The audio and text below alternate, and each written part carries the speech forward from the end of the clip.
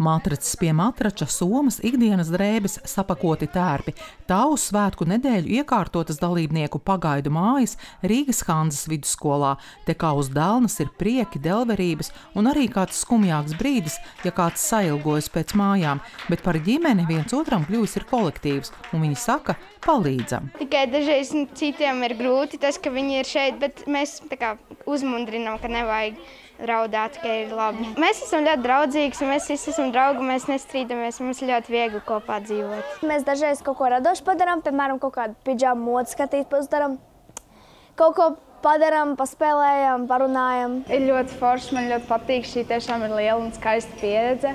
Un es tiešām jūtos ļoti fantastiski to visu piedzīvot šeit ar visiem cilvēkiem, dziedāt kopā un būt ar savu kori un piedzīvot visu gan melnās, gan baltās dienas. Un, jā, man liekas, tas ļoti forši.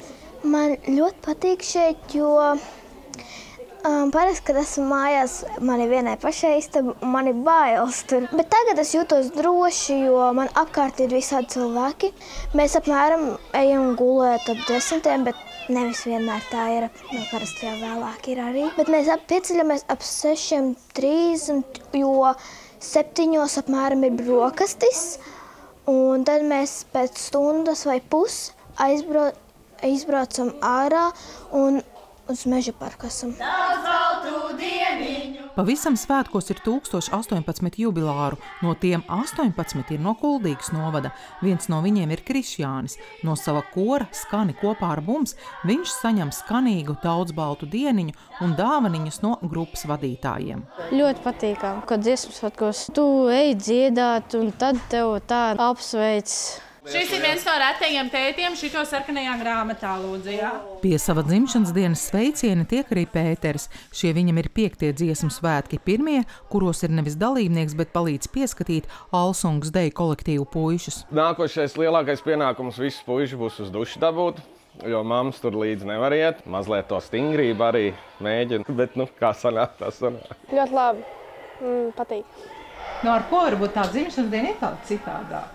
Ar to, ka dziesmu svētki var būt un nav ģimene klāt, kad tā. Bet šī arī ir mana ģimene. Šī ir mana otrā ģimene.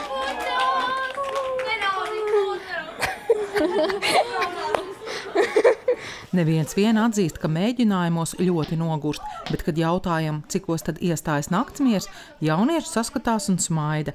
Nu, vajadzētu jau laicīgi, bet dažreiz pat līdz pusnaktī esot smiešanās un dažādu stāstu stāstīšana. Pirmās dienas es vēl te ļauju līdz 12, bet mums tiešām pēdējie 2-3 rīti ir bijuši ļoti agri. Es jau jūtu, man uzkrājās nogurums un es ceru, ka mēs šodien iesim laicīgāk gulēt. Meitenes?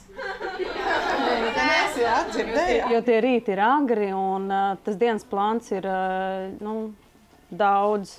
Jāreķina turp stunda atpakaļ. Tikai kaut bišķī pa 2 stundiņām stunda ir mums brīvais laiks. Renārs ir dejotājs no Dimderiņiem. Lai katru dienu būtu tīrs kolektīva formas krekls, viņš un arī citi puiši paši tos mazgā. Jā, vienkārši sadancojies un tas smird krekls. Samais ūdenī. Ūdens parasti paliek melns. Dziesmu svētkos iemācījos. Sarežģīti tās dienas, kad ir garas. 4-5 stundas jādejo no vietas un nogurdinoši tas ir. Bet tad, kad stunda, te jau normāli. Bišķi mamma piespiež, bet tā dancot patīk. Dienā, kad esam pie svētku dalībniekiem, ir pieslēgta arī centrālā apkure, lai drēbes izžūtu ātrāk. To te novērtē, bet atzīst, ka drēgnam un lietainam laikam jau gatavojušies, līdzi atvesti vairāki elektriskie žāvētāji, kurus šoreiz varēja neizmantot. Te smejoties saka, ka nācies īstenot matraču akciju, jo neviens vien palicis bez gaisa. Šodien vides pulciņš un dziedātāji ļoti ziedojās, saspiežoties autobusā un atvedot pilnu autobusu ar matračiem, jo daudziem piepūšamie matrači bija nolaidušies.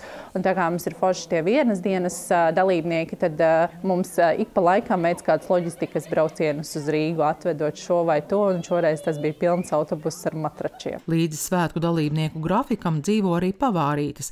Pirmā darbu sāk jau 4 no rīta, tad ap 6 nāk pārējās. Mēs viņas satiekam 9 vakarā. Vakariņas vēl nav beigušās, jo uz 10 vēl tiek gaidīti dejotāji. Lai garšīgi. Mēdījos ir daudz, kur ir, kad viss sūdzās, ka ir pa maz. Mēs esam paņēmuši to taktiku, ka mēs noliekam un ēdat, cik jūs gribat.